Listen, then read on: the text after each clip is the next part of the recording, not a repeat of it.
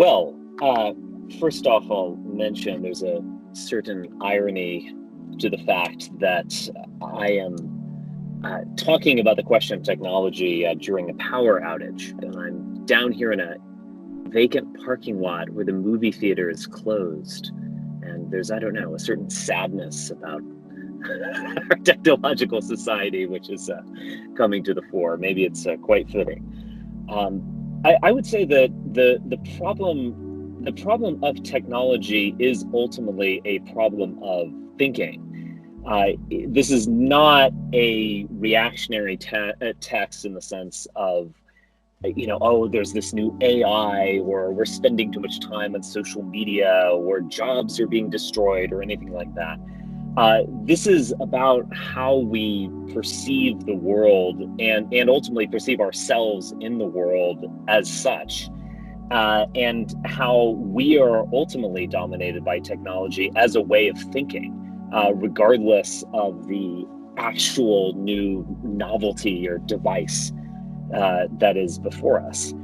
And I think we can kind of get at a lot of this text with that quite evocative image, which was certainly not something that Heidegger drew at random, but the image of the chalice. And we can think of that in terms of its material, the silver.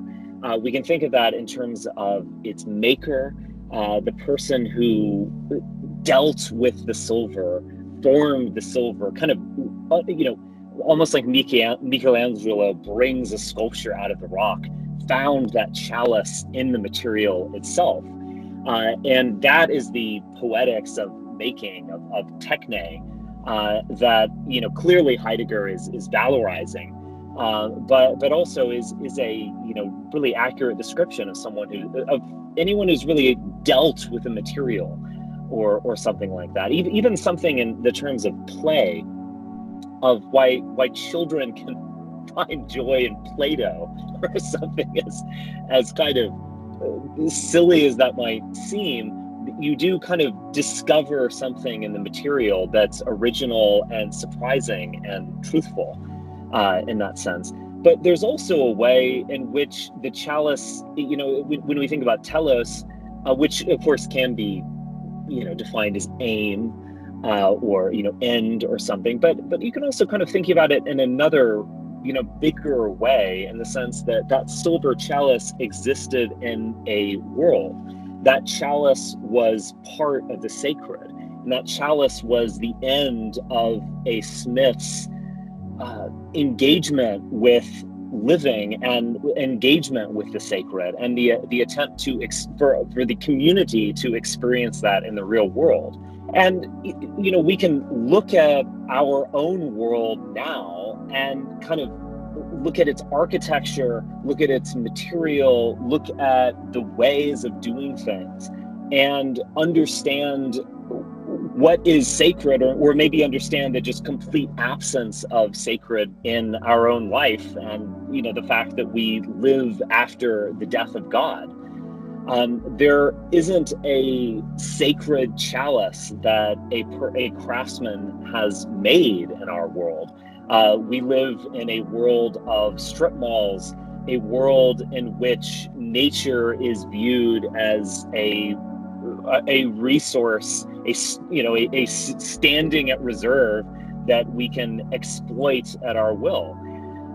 We have lost touch with that whole lived world that gave birth to the chalice, to the point that the chalice now is something that you would pick up at an antique store or something like that. It doesn't live in the way that it lived for the smith who made it. And so again, the problem of technology is a problem of thinking. It's a problem of being in the world. And this is what Heidegger is getting at. It's not really about technology itself being scary. Technology can obviously be a great means to an end. It's something that can be, extremely helpful and indispensable. But the problem of technology is that problem of living and that that problem of thinking that he is getting at. And I think this essay, I mean, it's obviously, it's one of Heidegger's actually more accessible works, but it is rather arcane if you're approaching it for the first time.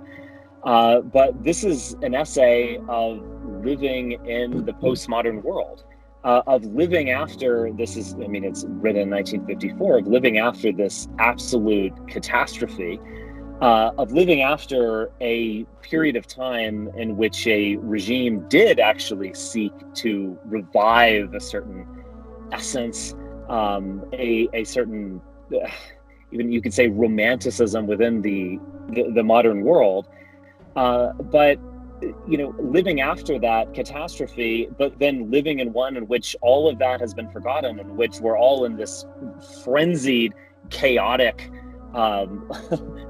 experience of living and measuring and calculating and making and so on. And so, yeah, I mean, I think this is probably, I mean, this essay really, even though it's a mere 25 pages, it gets at the essence of Heidegger's thought. It gets at the essence of Heidegger's engagement with the modern world. It gets to the essence of Heidegger's engagement with the world that we're living in today.